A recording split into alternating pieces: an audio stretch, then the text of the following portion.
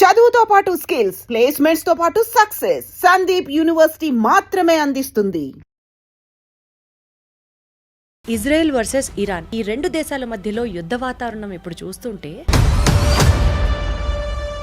ఎవరన్నా ఒక master mind వెనకాల ఉండి ఈ యుద్ధానికి కారణమని అనుకోవాలా? జాయింట్గా ఆపరేట్ చేసి ఇస్రాయల్ మీద దాడి చేసినా కానీ ఇస్రాయల్ గెలిచారు.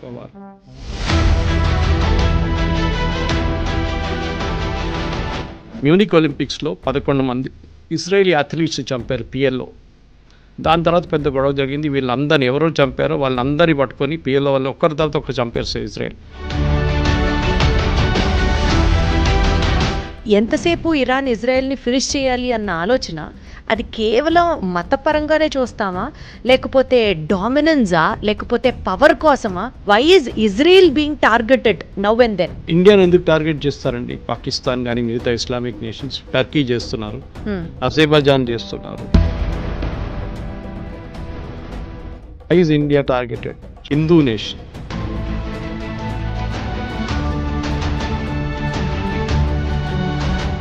ఇరాన్ దగ్గర వస్తే వీళ్ళకి భయం ఏంటంటే ఇజ్రాయెల్కి వాళ్ళు ఎప్పుడైనా వాడుకుంటారు, ఎక్కడైనా వాడుకుంటారు. హుతీస్కి ఇచ్చేస్తారు, హెజ్బుల్లాకి ఇచ్చేస్తారు, హమాస్కి ఇచ్చేస్తారు. వాళ్ళ ఎగ్జిస్టెన్స్ ఉండదు ఇజ్రాయెల్. ఎందుకంటే ఒకసారి ఒక న్యూక్లియర్ బాంబ్ వేస్తున్నారు, దాని చుట్టుపక్కల ఉన్న 1000 కిలోమీటర్ల దాకా మీరు అసలు ఉండలేరు. నెక్స్ట్ 5000 సంవత్సరాల దాకా ఉండలేరు మీరు అక్కడ. ఇండియా ఇద్దరికి తెలిసిన నేషన్ అవ్వడం వల్ల suppose if India has to take a stand, ఎవరికి సపోర్ట్ చేస్తుంది? ఇండియా ఎవరికి సపోర్ట్ చేస్తే నష్టం? న్యూట్రల్ గా ఉన్నా కూడా ఒక రకంగా కత్తి మీద సావలానే ఉంది ఇండియా పరిస్థితి. అసలు what is the future prediction for India? ఎవరికి సపోర్ట్ చేయాలి? చేస్తే ఎవరికి మంచిది? చేయకపోతే ఏం జరగబోతుంది? మనకి ఎప్పుడైనా పాజిటివ్ రిలేషన్షిప్ ఇజ్రాయెల్తోనే ఉంది. దానికోసం మొన్న SCO ఒక బాడీ ఉంది, మన బ్రెజిల్, చైనా వీళ్ళందరూ ఉన్న సోవియట్ యూనియన్లో ఉన్న ఒక బ్లాక్ ఉంది ఒకటి. అక్కడ మొన్న ఒక రెజల్యూషన్ పాస్ చేశారు ఇజ్రాయెల్ వ్యతిరేకంగా. భారతదేశం దాని నుంచి బయటకు వచ్చేసింది resolution. We didn't accept it.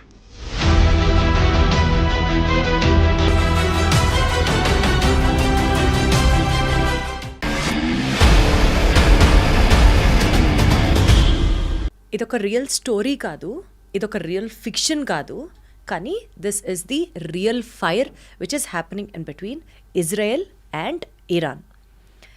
ఏ క్షణాన ఏ మిసైల్ ఎప్పుడు పేలుతుందో తెలీదు. ఇవాల్టి మిత్రులు రేపు ఎవరికి శత్రువులుగా మారుతున్నారో, ఇవాల్టి శత్రువులు రేపు ఎవరికి మిత్రులు అవుతారో కూడా అర్థం కాని సినారియో. ఇవన్నీ పక్కన పెడితే అసలు మతం పేరుతో యుద్ధం జరుగుతోందా, పవర్ పేరుతో యుద్ధం జరుగుతోందా, రివెంజ్ కోసం యుద్ధం జరుగుతోందా, దేని ఆధిపత్యం కోసం యుద్ధం చేస్తున్నారు అన్నది కూడా అర్థం కాని నేపథ్యంలో World War IIIకి తెరలేస్తే పరిస్థితి ఏంటి అని వస్తున్న క్వశ్చన్స్కి భారతదేశం ఇజ్రాయెల్ని సపోర్ట్ చేస్తుందా, లేకపోతే ఇరాన్ని సపోర్ట్ చేస్తుందా? ఎవరికి సపోర్ట్ చెయ్యకపోయినా రిస్క్ ఎక్కువగానే ఉందా? వీటన్నిటికి సంబంధించిన సమగ్రమైన సమాచారాన్ని తెలుసుకునే ప్రయత్నం చేద్దాం. నాతో మాట్లాడడానికి senior journalist, a man of huge wisdom, Suresh Kochattil garu ఉన్నారు. సార్ నమస్తే. నమస్తే. సార్, ఇజ్రాయెల్ వర్సెస్ ఇరాన్, ఈ రెండు దేశాల మధ్యలో యుద్ధ వాతావరణం ఇప్పుడు చూస్తుంటే ఎవరన్నా ఒక మాస్టర్ మైండ్ వెనకాల ఉండి ఈ యుద్ధానికి కారణమని అనుకోవాలా, లేకపోతే సైలెంట్గా ఎవరన్నా పాములు కదుపుతున్నారా అని అనాలా? ఏం చెప్తారు? దీనికి ఒక ఫ్లాష్ బ్యాక్ ఉందమ్మా. ఫ్లాష్ బ్యాక్ వెళ్ళాల్సి వస్తుంది. ఇజ్రాయెల్ ఎప్పటి నుంచి ఒక దేశంగా ఫామ్ అయిందో 1948లో అందరికీ స్వాతంత్రం వస్తుంది. ఇజ్రాయెల్ స్టేట్గా ఫామ్ చేసుకున్నారు వాళ్ళు ఇప్పుడున్న మేజర్ పోర్షన్ ఆఫ్ వాళ్ళ ల్యాండ్, ఇజ్రాయెల్ దగ్గర ఉన్న టెల్ అవీవ్ కానీ మిగతా ప్లేసెస్ కానీ హైఫా కానీ, ఇదంతా వాళ్ళు డబ్బులు పెట్టి కొనుక్కున్నారు. ఆ టైంలో 48, 46, 47లో మొత్తం డెజర్ట్ ఉండేది కంప్లీట్గా, అక్కడ ఏం లేదు. సో అక్కడున్న అరబ్స్ ఏం చేశారంటే, ఇక్కడ ఏం చేసుకుంటాం మనం, ఈ పంటలు ఏం చేసుకోలేము, ఇక్కడ అసలు నీళ్ళు లేవు, ఎందుకు పనికిరాని ప్లేస్ అని చెప్పేసి ఇజ్రాయలీస్కి, జూస్కి ఇది అమ్ముకుంటే వెళ్ళిపోయారు ల్యాండ్. అది వీళ్ళు కొనుక్కొని మొత్తం పోర్షన్ వాళ్ళ దగ్గర వచ్చినప్పుడు వాళ్ళు స్టేట్ ఆఫ్ ఇజ్రాయెల్ ఫామ్ చేసుకున్నారన్నమాట. స్టేట్ ఆఫ్ ఇజ్రాయెల్ ఫామ్ చేసిన తర్వాత మన అందరికి తెలుసు, జూస్కి ముస్లిం నేషన్స్కి ఎప్పుడు పడదు. ఇప్పుడున్న ఇజ్రాయెల్ చుట్టుపక్కల ఉన్న జార్డన్, సిరియా, లెబనన్, ఈజిప్ట్, ఇంకా ఇటువైపు ప్యాలెస్టైన్, వీళ్ళెవరికి ఇజ్రాయెల్తో పడదు. అందరికన్నా ముందు మనకు తెలుసు 6 Day వార్ అని ఒక వార్ జరిగింది ఇజ్రాయెల్ మీద. ఈ అందరు కలిసి దాడి చేసిన 6 Day వార్లో వీళ్ళందరూ ఒకటే జాయింట్గా ఆపరేట్ చేసి ఇజ్రాయెల్ మీద దాడి చేసినా కానీ ఇజ్రాయెల్ గెలిచారు ఆ వారు. దాంట్లో చాలా మటుకు ఈజిప్ట్ దగ్గర ఉన్న కొంచెం ల్యాండ్, జార్డన్ దగ్గర ఉన్న కొంచెం ల్యాండ్ మొత్తం గుంజుకున్నారు ఇజ్రాయెల్. తర్వాత మనం చూసాం Yasser Arafat PLO, Palestine liberation organization చీఫ్గా ఉండి టెర్రరిస్ట్ గ్రూప్ నుంచి వాళ్ళకి నార్మల్ గ్రూప్కి వచ్చారు. దాని తర్వాత ఇత్సాక్ రబీన్తో అగ్రిమెంట్ సైన్ చేసి పీస్ అగ్రిమెంట్ సైన్ చేసినప్పుడు ఒక శాంతి వాతావరణం వచ్చింది ఆ ఏరియాలో. కానీ దాని ఇజ్రాయెల్ తర్వాత వర్సెస్ ఆ మిగిలిన 6 నేషన్స్కి శాంతి వాతావరణం వచ్చిందని చెప్తున్నారు. అంటే వాళ్ళందరూ వెనకకి వెళ్ళిపోయారు. పిఎల్ఓ మెయిన్గా ప్యాలెస్టైన్ లిబరేషన్ ఆర్గనైజేషన్ ఇజ్రాయెల్ని అంగీకరించారు. Israel has a right to exist అని. ఎందుకంటే అరబ్స్కి ఒక ప్రాబ్లం ఏంటంటే ఇజ్రాయెల్ అని రాష్ట్రం ఉండకూడదు. ఈ బేసిక్ ఇప్పుడున్న కూడా అదే ప్రాబ్లం. మీరు చూడండి, ఇరాన్ ఏమంటున్నారు, Israel has no right to exist. అంటే ఇజ్రాయెల్ ఒక దేశంగా ఉండకూడదు, వాళ్ళని మొత్తం వైపౌట్ చేయాలి, జ్యూస్ అనే కమ్యూనిటీ ఉండకూడదు. ఇది వాళ్ళు ఇప్పుడు కాదు, ఇది మన కింగ్ సోలమన్ టైం నుంచి వస్తున్నాం మనం.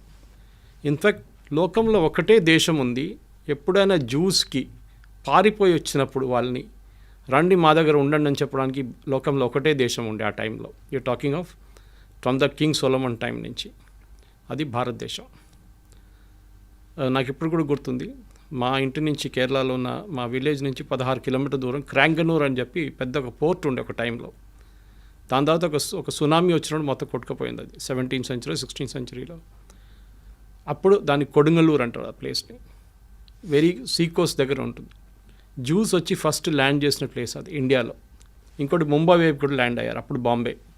అక్కడ కూడా అక్కడున్న రాజు రండి మాతో ఉండండి అని చెప్పి వాళ్ళకి స్థలం ఇచ్చారు. ఇక్కడ కూడా వాళ్ళకి పెద్ద ఒక స్థలం ఇచ్చారు. వాళ్ళు ఫస్ట్ సినగాగ్ అక్కడ కట్టుకున్నారు, అంటే వాడు గుడి అనుకోండి. అక్కడ నెక్స్ట్ వాళ్ళు కొచ్చిన్కి వెళ్ళారు. మీరు ఇప్పుడు కూడా కొచ్చిన్కి వెళ్తే జ్యూ టౌన్ అని పెద్ద టౌన్ ఉంది అక్కడ ఓల్డ్ కొచ్చిలో, ఫోర్ట్ కొచ్చిలో. కంప్లీట్ జ్యూస్ ఉండేటోళ్ళు అక్కడ, కానీ ఇప్పుడు అందరు వెళ్ళిపోయారు. ఇప్పుడు ఒక 20 మంది ఉన్నారు అక్కడ అంతే. సో చాలా తక్కువ, కానీ అక్కడ పెద్ద ఒక సినగాగ్ ఉంది, చాలా బ్యూటిఫుల్ సినగాగ్ అది. సో జ్యూస్ అనే ఒక కమ్యూనిటీని మనం ఎట్లా అంటే వాళ్ళని ఉండనీయట్లేదు. ఈ అరబ్ నేషన్స్కి జ్యూస్ అంటే అస్సలు పడదు. అది ఇప్పుడు కూడా చూడండి, ఎవరైనా కానివ్వండి. ఇప్పుడు వీళ్ళ కాన్సెప్ట్ ఏంటంటే from the river to the sea is Palestine అని. రివర్ అంటే జార్డన్ రివర్ ఒకవైపు, సీ ఒకవైపు. ఇక్కడ ఇజ్రాయెల్ ఉన్నారు, ఇటువైపు జార్డన్, ఇటువైపు ఏమో ఇప్పుడున్న గాజా స్ట్రిప్. అంటే ఇజ్రాయెల్ ఉండకూడదు నడిమిట్ల, జార్డన్ నుంచి గాజా దాకా, అక్కడి నుంచి సీ దాకా మొత్తం వాళ్ళ దేశమే ఉండాలని చెప్తున్నారు. ఎవరు? ప్యాలెస్టీనియన్స్ వాళ్ళు. ఇది అంగీకరిస్తున్నారు అరబ్ నేషన్స్ అందరూ. ఇన్ఫ్యాక్ట్ ఈ పీస్ డీల్ సైన్ చేసిన తర్వాత కూడా మనకు అందరు తెలుసు, దానికన్నా ముందు మ్యూనిక్ ఒలింపిక్స్లో 11 మంది ఇజ్రాయేలీ అథ్లీట్స్ చంపారు పిఎల్ఓ. దాని తర్వాత పెద్ద గొడవ జరిగింది. వీళ్ళందరినీ ఎవరో చంపారో వాళ్ళందరినీ పట్టుకొని పిఎల్ఓ వాళ్ళని ఒక్కరి తర్వాత ఒకరు చంపారు సార్ ఇజ్రాయెల్.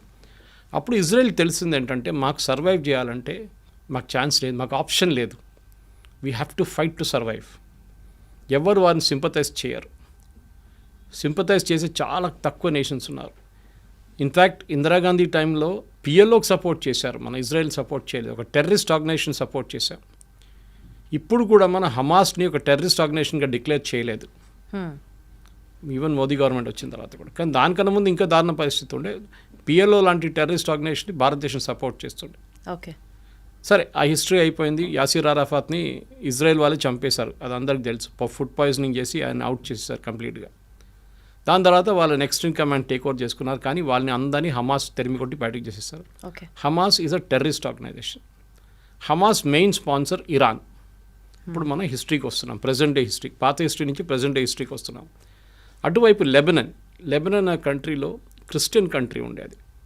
ఒక 10-20 సంవత్సరాల ముందు క్రిస్టియన్ కంట్రీ, అది ఇప్పుడు టోటల్ ఇస్లామిక్ అయిపోయింది. అక్కడ ఉన్న క్రిస్టియన్స్ 16% ఎంత ఉన్నారు, వాళ్ళు కూడా అక్కడి నుంచి పారిపోతున్నారు. ఎవరు లేరు ఇప్పుడు అక్కడ, ఎక్కువ ఉన్నారు 6-10% ఉన్నారు అంతే. అక్కడ హెజ్బుల్లా అని చెప్పి ఇంకొక టెర్రరిస్ట్ ఫోర్స్ని ఇరాన్ సపోర్ట్ చేస్తున్నారు. అంటే ఏం చేస్తారు, వీళ్ళకి డబ్బులు ఇస్తారు, వీళ్ళకి ఆయుధాలు ఇస్తారు, వీళ్ళకి కావాల్సిన టెక్నాలజీ ఇస్తారు, వీళ్ళకి కావాల్సిన మారల్ సపోర్ట్ ఇస్తారు, అన్నీ చెప్పిస్తారు ఇరాన్. సో మనకి హమాస్ అయిపోయింది, ఇటువైపు హెజ్బుల్లా అయిపోయింది.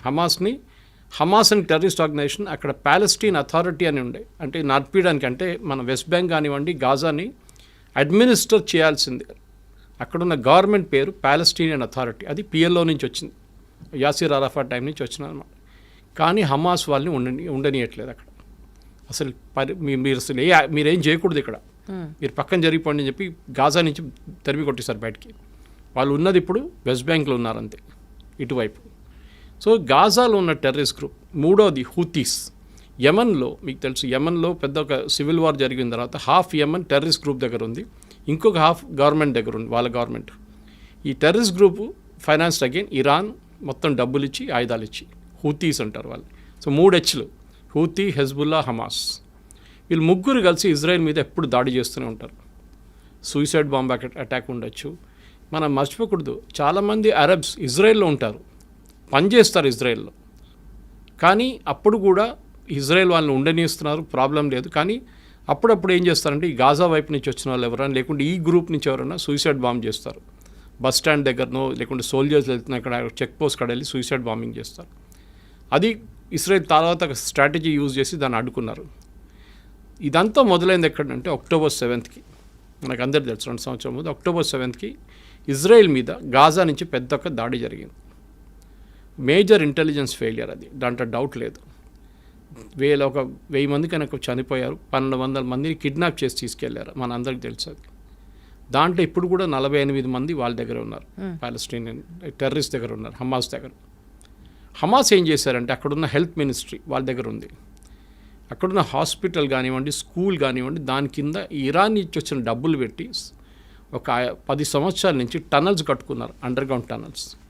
ఈ అండర్గ్రౌండ్ టనల్స్లో దాచుకుంటారు, ఎందుకంటే వీళ్ళు పైన ఎక్కడ ఉంటే ఇజ్రాయెల్ వచ్చి బాంబు చేసేస్తారు. సో టనల్స్లో ఉంటారని వాళ్ళ స్ట్రాటజీ అది. కానీ ఇజ్రాయెల్ ఇంటెలిజెన్స్ నేను చెప్పినట్లు మొస్సాడ్ వాళ్ళ చాలా ఎఫెక్టివ్. వాళ్ళకి పిన్ పాయింట్ అక్యురసీతో చెప్తారు, ఈ బిల్డింగ్లో ఉన్నారు అని క్లియర్గా చెప్పినప్పుడు కొడతారు. అది ఇస్మాయిల్ హనియా ఇరాన్లో కొట్టినట్లు కానివ్వండి, నస్రుల్లాని మన లెబనాన్లో కొట్టినా కానీ, వీళ్ళందరినీ ఎక్కడున్నా కానీ ఇక్కడున్న హమాస్ వాళ్ళ టెర్రరిస్ట్ గ్రూప్ లీడర్స్ కూడా టార్గెట్ స్పెసిఫిక్గా కొడతారన్నమాట. సో ఏం చేస్తారంటే ఇప్పుడు హమాస్ని కంప్లీట్గా ఫినిష్ చేసేసారు. కానీ ఇప్పుడు కూడా గాజాలో నడుస్తుంది, డైలీ 2-3 ఇజ్రాయలీ సోల్జర్స్ చనిపోతున్నారు. కానీ ఆల్మోస్ట్ వైప్అవుట్ చేసేసారు గాజా నుంచి. అటువైపు వైప్అవుట్ ఉంది, కానీ ఇంకా ఉన్నారు వాళ్ళు హైలీ ట్రైన్డ్ వాళ్ళు. అంటే హైలీ ట్రైన్డ్ అంటే మోటివేటెడ్. అదే టైంలో లెబనాన్ వైపు మొత్తం ఫినిష్ చేసేసారు అక్కడ కూడా. నస్రుల్లాని చంపిన తర్వాత నెక్స్ట్ లెవెల్ లీడర్షిప్ వచ్చిన తర్వాత వాళ్ళని కూడా చంపేశారు. సో నెక్స్ట్ వచ్చి హూతీస్ని యుఎస్ చూసుకుంటున్నారు. బాంబింగ్ వేసినప్పుడు అక్కడ వాళ్ళు మిసైల్ వీళ్ళందరికీ ఆయుధాలు ఇచ్చేది ఇరాన్. ఇన్ని సంవత్సరాల నుంచి ఎవరు వీళ్ళని పట్టించుకోలేదు. యుఎస్ కానివ్వండి, యూకే కానివ్వండి, ఇరాన్ కానివ్వండి, ఇరాన్ మిసైల్స్ ఇస్తున్నా కానీ ఏం చెప్పకుండా వీళ్ళందరూ హెల్ప్ చేసుకున్నారు. కానీ ఒక స్టేట్కి ఇప్పుడు వచ్చేట్లు వచ్చిందంటే October 7th జరిగిన దాడి తర్వాత ఇజ్రాయెల్కి తెలిసిపోయింది, ఈ గేమ్ ఇంకా మనం ఇట్లా ఆడుకుంటూ పోతే కాదు, కంప్లీట్గా వైప్అవుట్ చేయాలని చెప్పి టైం తీసుకొని వాళ్ళ లీడర్షిప్ని కంప్లీట్ వైప్అవుట్ చేసేసారు. హమాస్ ఫినిష్ చేసేసారు, మన అందరూ సిన్వార్ బ్రదర్స్ని ఇద్దరిని చంపేశారు. ఇటువైపు ఏమో నస్రుల్లాని చంపారు, అటువైపు ఏమో ఇస్మాయిల్ హనియాని ఫినిష్ చేసేసారు. వీళ్ళందరు లీడర్స్ కూర్చుంటుంది ఖతార్లో, అది మర్చిపోకూడదు మనం. అది ముస్లిం బ్రదర్హుడ్ కానివ్వండి, మీరు ఈ హమాస్ కానివ్వండి, లెబనీస్ మిలిషియా కానీ, వీళ్ళందరూ కూర్చుంటుంది ఖతార్లో ఉంటారు. ఇరాన్ బ్యాకింగ్ ఉంటుంది.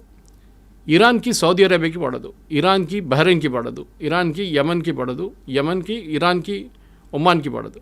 ఇలా Iran is a Shia nation. Shia nation అంటే సార్, షియా అంటే వీళ్ళ ముస్లిమ్స్లో 2 గ్రూప్స్ ఉంటారు. షియా మైనారిటీ, మన హైదరాబాద్ వైపు చాలామంది షియాస్ ఉంటారు ఇక్కడ, ఎందుకంటే నిజాం ఒరిజినలీ ఫస్ట్ పర్షియా, వీళ్ళు షియాస్ అన్నమాట. ఇక్కడ సున్నీస్ మెజారిటీ ఉంటారు, 90% ఆల్మోస్ట్ సున్నీస్ ఉన్నారు వరల్డ్ వైడ్. వీళ్ళకి ఎప్పుడు ఇద్దరికి పడదు, దే డోంట్ బిలీవ్, వాళ్ళ కాన్సెప్ట్ అలాగ ఉంటుంది, ప్రాఫెట్ మొహమ్మద్ నుంచి వచ్చే కాన్సెప్ట్ అలాగ ఉంటుంది. అది కాకుండా వీళ్ళకి అంటే ఇంకా చాలా గ్రూప్స్ ఉన్నాయి. అహ్మదియాస్ ఉన్నారు, అహ్మదియాస్ని అయితే ముస్లిమ్స్ అని అసలు అంగీకరించారు ఎవరు, షియాస్ సున్నీస్ ఇద్దరు. సో మన దగ్గర కూడా చూస్తాం, మన పాకిస్తాన్ వైపు నిన్న కూడా దాడి జరిగింది అహ్మదియాస్ మీద అన్నమాట. సో చాలా మటుకు ముస్లిమ్స్లో చిన్న గ్రూప్స్ ఉన్నాయి, కానీ మేజర్ గ్రూప్స్లో సున్నీస్, షియా. సో ఈ షియా నేషన్ ఉన్న ఇరాన్ని వీరెవరు సీరియస్గా తీసుకోరు. ఎవరు సౌదీ అరేబియా ఉండొచ్చు కానీ మిగతా. సో వాళ్ళ ఒక బలం చూపించడానికి ఇరాన్ ఏం చేశారంటే చాలా రోజుల నుంచి, అంటే అయతొల్లా ఖొమైనీ టేక్ ఓవర్ చేసుకున్నప్పటి నుంచి 70s, ఆ టైంలో దానికన్నా ముందు ఇరాన్ చాలా మోడర్న్ నేషన్ ఉండే. మీరు ఒకసారి ఆ టైం ఇరాన్ ఫోటోగ్రాఫ్స్ చూస్తే మీరు యూఎస్లో ఉన్నారా లేకుంటే ఇరాన్ అన్న మనకు డౌట్ వస్తుందన్నమాట. బీచ్లో బికినీ చేసుకుని తిరిగేది, పబ్స్ ఉండేది, అక్కడ చాలా మోడర్న్ నేషన్ ఉండేది షా ఆఫ్ ఇరాన్ ఉన్నప్పుడు. కానీ షా ఆఫ్ ఇరాన్ ఓవర్త్రో చేసి ఖొమైనీ వచ్చిన తర్వాత మొత్తం థియోక్రటిక్ స్టేట్ అయిపోయింది అన్నమాట. అంటే రిలీజియన్ బేస్డ్. వాళ్ళు ముస్లిం మహిళలు చదువుకోకూడదు, బుర్కాల్లో ఉండాలి, వాళ్ళు ఎవరితో బయట తిరగకూడదు, ఇట్లాంటి చాలా మటుకు స్ట్రిక్ట్ రూల్స్ తీసుకొచ్చారు వాళ్ళు. అట్లా ఉన్నప్పుడు ఏమైపోయింది, థియోక్రటిక్ స్టేట్ అయిపోయింది. కొమ్యూని చనిపోయిన తర్వాత నెక్స్ట్ కమ్యూని వచ్చారు, నడుస్తూనే ఉండే వాళ్ళ రూల్ నడుస్తుంది ఇంకా. కానీ వీళ్ళేం చేస్తారంటే వీళ్ళకి మెయిన్ ఎనిమీ ఇజ్రాయెల్ మీద దాడి చేయాలి. వీళ్ళు డైరెక్ట్గా చేయరు. నేను చెప్పిన ఈ 3 గ్రూప్తోని చేపిస్తారు, హూతీస్, హమాస్, హెజ్బుల్లా. 3 హెచ్లతో పని చేయించుకుంటారు వీళ్ళు. చాలా రోజుల నుంచి ఇజ్రాయెల్ పోన్లే అని చెప్పి ఊరుకున్నారు. కానీ October 7 జరిగిన తర్వాత their patience also ran out. వీళ్ళని వన్స్ ఫర్ ఆల్ ఫినిష్ చేసేసారని చెప్పి దిగారు వీళ్ళందరూ కలిసి. సో ఇజ్రాయెల్ గ్రేటెస్ట్ అడ్వాంటేజ్ ఏంటంటే వాళ్ళ మీద ఎప్పుడు దాడి జరుగుతూనే ఉంటుంది. నేను చెప్పాను చూడండి, 6 Day వార్ జరిగింది, ఇంకోటి యామ్ కిపూర్ వార్ అని ఇంకోటి ఉండే. వాళ్ళ హోలియెస్ట్ హాలిడే రోజు దాడి చేశారు వాళ్ళ మీద. ఇప్పుడు మన దగ్గర దివాళీ రోజో లేకుంటే దసరా రోజు మనందరం కొంచెం రిలాక్స్ అవుతాం, కానీ మన ఆర్మీ రిలాక్స్ కారు. కానీ వాళ్ళ టైంలో వాళ్ళ ఆర్మీ కూడా కొంచెం రిలాక్స్ అయిపోతారు ఆ టైంలో. చాలా ఫెస్టివల్స్ అంటే వాళ్ళు చాలా సీరియస్గా తీసుకుంటారు. అదే రోజు దాడి చేశారు, ఓమ్ కిపూర్ అని చెప్పి. వాళ్ళ holiest days in there calendar అనమాట. ఆ వార్ కూడా ఇజ్రాయెల్ గెలిచారు. సో వీళ్ళకేంటంటే ఇప్పుడు ఇరాన్కి మేజర్లీ ప్రూవ్ చేయడానికి, అంటే మేము సౌదీ అరేబియా కన్నా పెద్దది, టర్కీ కన్నా మేము పెద్దవాళ్ళం అని చెప్పి వీళ్ళు మిసైల్ టెక్నాలజీని చాలా చోట్ల నుంచి కొనుక్కున్నారు. ఒకటి మెయిన్లీ నార్త్ కొరియా దగ్గర నుంచి కొనుక్కున్నారు వీళ్ళు టెక్నాలజీ అంతా. ఇంకోటి కొంచెం టర్కీ దగ్గర నుంచి కొనుక్కున్నారు. ఈ టెక్నాలజీని వీళ్ళు వాడుకున్నారు. దీని తర్వాత వీళ్ళు న్యూక్లియర్ అంబిషన్స్కి వచ్చేసారు. అక్కడే ప్రజెంట్ గొడవ అంతా మొదలైందన్నమాట. So you have to understand the historical context. దానికోసం మీకు ఫ్లాష్ బ్యాక్ అని చెప్పాను. 100% సార్, నాకు అంతా అర్థమైంది. థ్యాంక్ యూ సో మచ్ ఎంత క్లియర్గా ఎక్స్ప్లెయిన్ చేసినందుకు. ఫస్ట్ ఆడియన్స్కి కూడా హిస్టరీ తెలిస్తే ఇంకా ఎక్కువ ఫాలో అవుతారు. సార్ ఇప్పుడు కమింగ్ టు ది పాయింట్, అసలు ఇజ్రాయెల్కి ఇరాన్కి మధ్యలో ఎంతసేపు ఇరాన్ ఇజ్రాయెల్ని ఫినిష్ చేయాలి అన్న ఆలోచన, అది కేవలం మతపరంగానే చూస్తామా, లేకపోతే డామినెన్సా, లేకపోతే పవర్ కోసమా, లేదా ఆయిల్ డామినెన్స్ కోసం, ప్రపంచవ్యాప్తంగా ఆయిల్ మా దగ్గర నుంచే ఉండాలి అన్న ఆ స్టేట్మెంట్ కోసమా? అసలు ఎందుకు why is Israel being targeted now and then? ఇండియాను ఎందుకు టార్గెట్ చేస్తారండి? పాకిస్తాన్ కానీ మిగతా ఇస్లామిక్ నేషన్స్, టర్కీ చేస్తున్నారు, అజర్బైజాన్ చేస్తున్నారు. Why is India targeted? Hindu nation. Okay, Hindu nation అంటారు. కానీ మన దగ్గర ఉన్న ముస్లిమ్స్ ఆఫ్టర్ ఇండోనేషియా తర్వాత మన దగ్గర అందరికన్నా పెద్ద సెకండ్ లార్జెస్ట్ ముస్లిమ్స్ ఉన్న దేశం భారతదేశం. మీరు అడిగిన మతం పరంగా కాదు ఇది బేసికలీ వీళ్ళ లాజిక్. నేను స్టార్టింగ్ మీకు ఎక్స్ప్లెయిన్ చేశాను. Israel has no right to exist. రేపు చెప్తారనుకోండి పాకిస్తాన్, భారతదేశంగా ఉండనే అసలు వాళ్ళకి అర్హత లేదు, వాళ్ళు ఫినిష్ చేసేయాలంటే మీరు ఎట్లా రియాక్ట్ అవుతారు? మా దేశం, మా ప్రాబ్లం మీకెందుకు అని చెప్పి ఇజ్రాయెల్ ఏం చేశారంటే, సరే వీ హ్యావ్ టు ఎగ్జిస్ట్. మా మీద ఆల్రెడీ 2-3 పెద్ద యుద్ధాలు జరిగినాయి మా మీద, మేము అన్నీ గెలుచుకున్నాం. ఇంకోటి అక్కడ ఒక చుక్క నీళ్ళు పడదు, వర్షం పడదు. అప్పుడు కానీ వాళ్ళ అగ్రికల్చర్లో నంబర్ 1 ప్రొడక్షన్, టెక్నాలజీలో దే ఆర్ నంబర్ 1, మిలిటరీ టెక్నాలజీలో దే ఆర్ సూపర్. వాళ్ళ ఐరన్ డోమ్ చూసాం చాలా మటుకు. మనం ఇజ్రాయెల్ గురించి చెప్తున్నాను. ఇరాన్ కాదు, ఇరాన్ అక్కడి నుంచి కొనుక్కున్నారు దొంగతనంతో. అది పాకిస్తాన్ చేసినట్లనే. పాకిస్తాన్ న్యూక్లియర్ టెక్నాలజీ జర్మనీ నుంచి దొంగతనం తీసుకొచ్చిన మనిషి ఏక్యూ ఖాన్. ఆయన సెటప్ చేశారు వాళ్ళ న్యూక్లియర్ అంబిషన్స్. ఇన్ఫ్యాక్ట్ ఆ టైంలో 1980s 90sలో ఇజ్రాయెల్ ఆఫర్ చేశారు ఇండియాకి, మేము పాకిస్తాన్ దగ్గర ఉన్న న్యూక్లియర్ టెక్నాలజీని మొత్తం ధ్వంసం చేస్తాం, ఇప్పుడు ఇలాగా ఇరాన్ మీద చేస్తున్నాడు, దాడి చేస్తామంటే అప్పుడున్న కాంగ్రెస్ గవర్నమెంట్ ఒప్పుకోలేదు. ఆలోచించండి, అప్పుడు చేస్తుంటే మనకి థ్రెట్టే ఉండదు పాకిస్తాన్ దగ్గర. సరే దాని పక్కన పెడదాము. ఇప్పుడు ఇరాన్ కేసులో ఏమైందంటే, ఇరాన్కి న్యూక్లియర్ టెక్నాలజీ వాళ్ళ చేతికి దొరికింది, వాళ్ళకి యురేనియం దొరికింది, ఇంపోర్ట్ చేసుకోవచ్చు మీరు ఫర్ పీస్ఫుల్ పర్పసెస్. కానీ పీస్ఫుల్ అని ఇరాన్ ఎప్పుడు ఉండరు, మన అందరికి తెలుసు. వాళ్ళకి అంబిషన్ ఏంటంటే, ఒకటి మాకు వరల్డ్లో మేమే నంబర్ 1 లీడర్. అంటే ఒకవైపు టర్కీ ఏమంటున్నారంటే మేమే ఒరిజినల్ ఖలీఫా, అక్కడి నుంచి మా లైనేజ్ డైరెక్ట్ ప్రాఫెట్ మొహమ్మద్ నుంచి మాకే, మేము ఖలీఫేట్ మేమే. ఒటువైపు సౌదీ అరేబియా ఏమంటున్నారు, హోలియెస్ట్ సైట్స్ మా దగ్గర ఉంది, మెక్కాన్ మదీనా మా దగ్గర ఉంది, we're the original Muslim Islamic nation.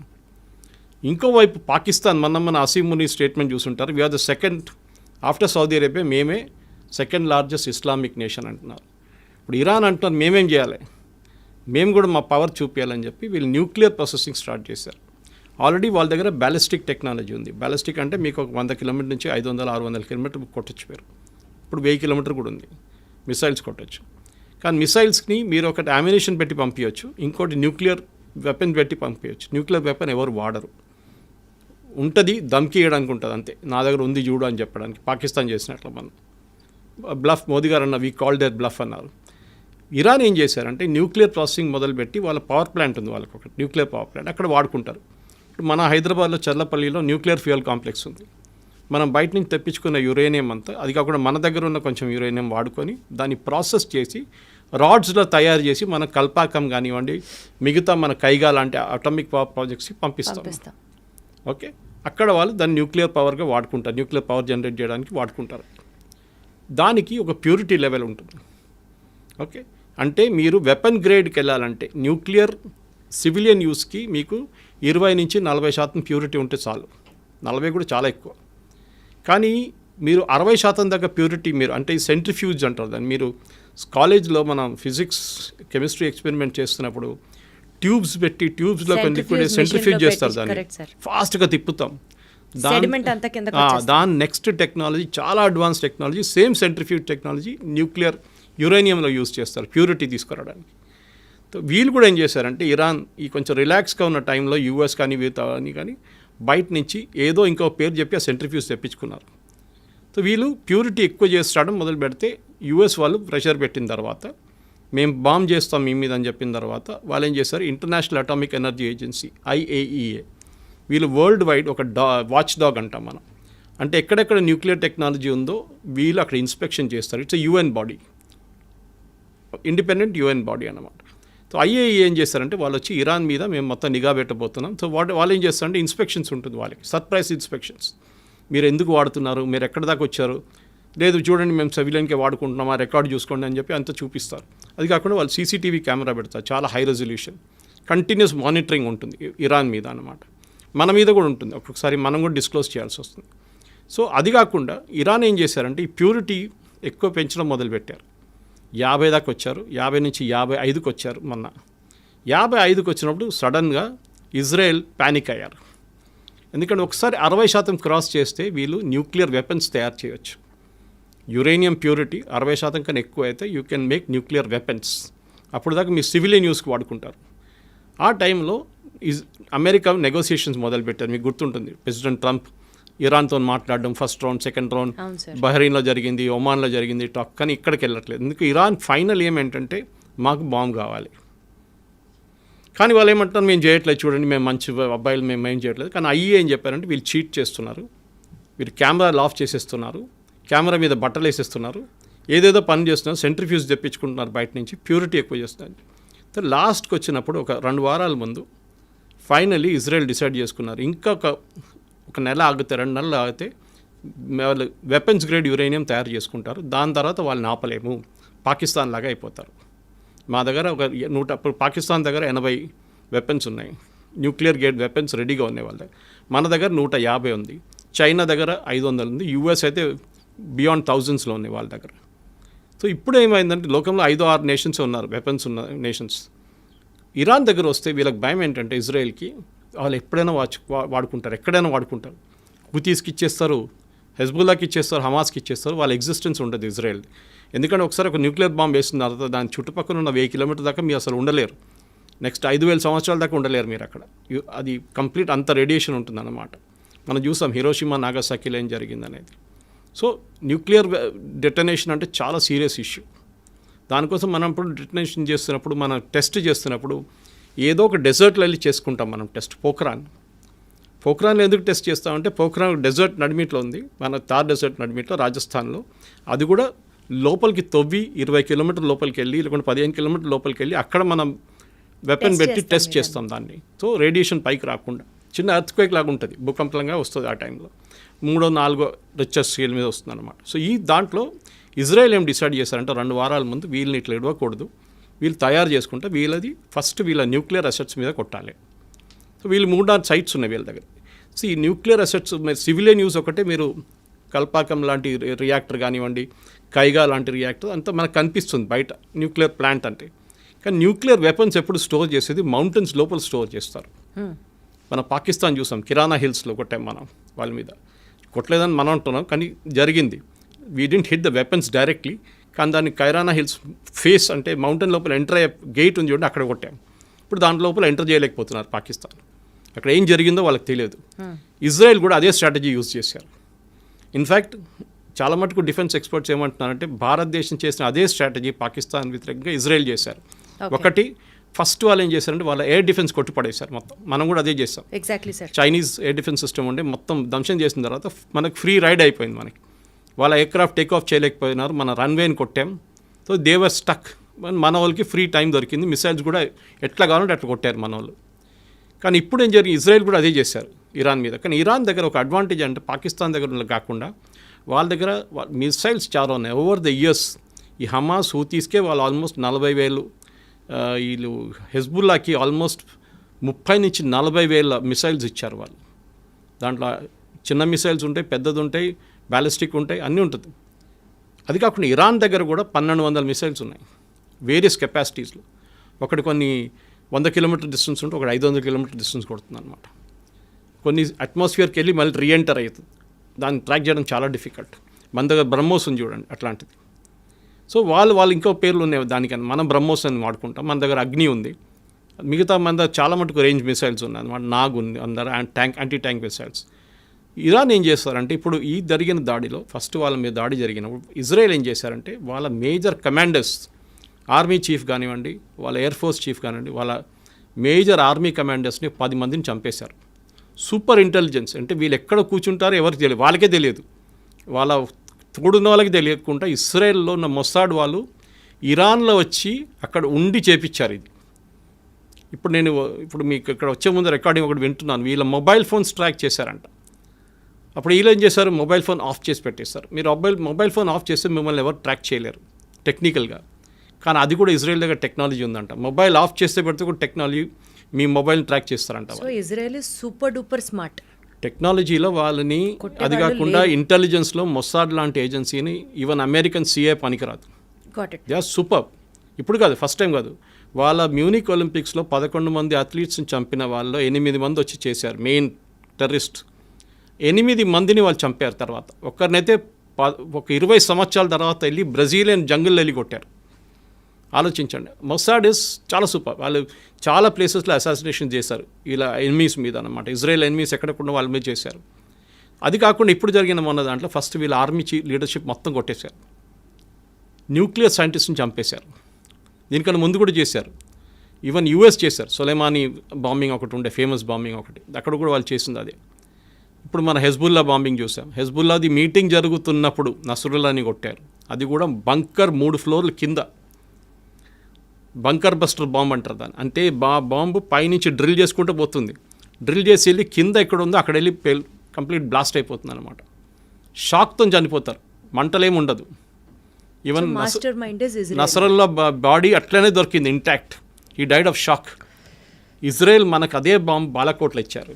Balakot bombing భారతదేశం చేసినప్పుడు మన పుల్వామా అటాక్ తర్వాత వీ డిడ్ బాలాకోట్. వాళ్ళ టెర్రరిస్ట్ గ్రూప్ మీద అటాక్ చేసాం పాకిస్తాన్లో. మనకు వాడిన బాంబ్ బంకర్ బస్టర్ బాంబ్. ఇప్పుడు ఇజ్రాయెల్ దగ్గర ఆ బాంబులు లేవు అన్నప్పుడు మనం ఇజ్రాయెల్కి ఇచ్చాం. మన దగ్గర అదే అడగబోతున్నాను సార్. ఇప్పుడు ఇండియాకి diaspora is there with Israel and Iran. And తెలియకుండానే ఇందాక కూడా మీరు అంటున్నారు కాంగ్రెస్ గవర్నమెంట్లో మనం తెలియక ఇరాన్ సపోర్టెడ్ హమాస్ గ్రూప్స్ని మనం కూడా టెర్రరిస్ట్ కాదు అనుకుంటూ but we're still supporting there. India ఇద్దరికీ తెలిసిన నేషన్ అవ్వడం వల్ల suppose if India has to take a stand, ఎవరికి సపోర్ట్ చేస్తుంది ఇండియా? ఎవరికి సపోర్ట్ చేస్తే నష్టం? న్యూట్రల్గా ఉన్నా కూడా ఒక రకంగా కత్తి మీద సావలానే ఉంది ఇండియా పరిస్థితి. అసలు what is the future prediction for India? ఎవరికి సపోర్ట్ చేయాలి? చేస్తే ఎవరికి మంచిది? చేయకపోతే ఏం జరగబోతోంది? ఇద్దరికి బ్యాలెన్స్ చేయాల్సి వస్తుందండి. మనకి ఎప్పుడైనా పాజిటివ్ రిలేషన్షిప్ ఇజ్రాయెల్తోనే ఉంది. దానికోసం మొన్న SCO ఒక బాడీ ఉంది, మన బ్రెజిల్, చైనా వీళ్ళందరూ ఉన్న సోవియట్ యూనియన్ ఉన్న ఒక బ్లాక్ ఉంది ఒకటి. అక్కడ మొన్న ఒక రెజల్యూషన్ పాస్ చేశారు ఇజ్రాయెల్ వ్యతిరేకంగా. భారతదేశం దాని నుంచి బయటకు వచ్చేసింది resolution. We didn't accept it. So ఇజ్రాయెల్కి వ్యతిరేకంగా భారతదేశం లేదు. First point.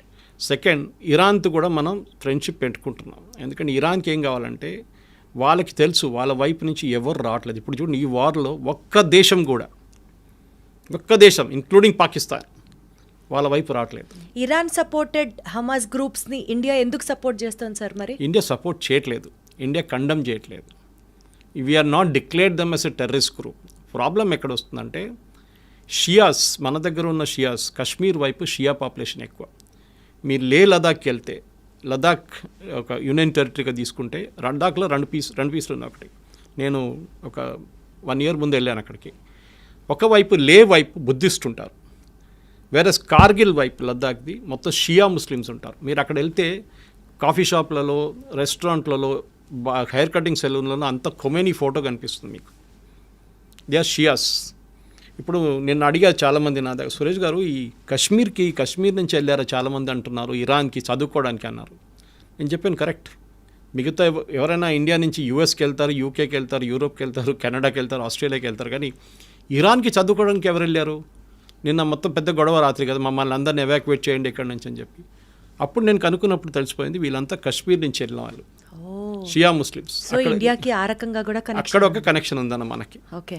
తో కశ్మీర్లో గొడవ జరిగినప్పుడు మొన్న కూడా Khamenei, the same Khamenei statement ఏమి ఇచ్చారంటే, Kashmir is a disputed territory, ముస్లిమ్స్ని కశ్మీర్ భారతదేశం దగ్గర నుంచి గుంజుకోవాలని స్టేట్మెంట్ ఇచ్చారు ఖమేనీ. ఓకే. రిలీజియస్ యాంగిల్ నుంచి. కానీ మనం దాన్ని లైట్గా తీసుకున్నాం. We just condemned it. ఆయన తర్వాత దాని గురించి మాట్లాడలేదు, ఏదో ఒక రోజు జోష్లో చెప్పేసిండు అంతే. అదే టైంలో మనకి చాబార్ ఫోర్ట్ అనే పోర్ట్ ఉంది ఇరాన్లో. మన ఆ పోర్ట్ని కాంట్రాక్ట్లో తీసుకున్నాం, అంటే అవుట్సోర్సింగ్లో తీసుకున్నాం మనకు అక్కడ ఒక 6 berths ఇచ్చారు వాళ్ళు.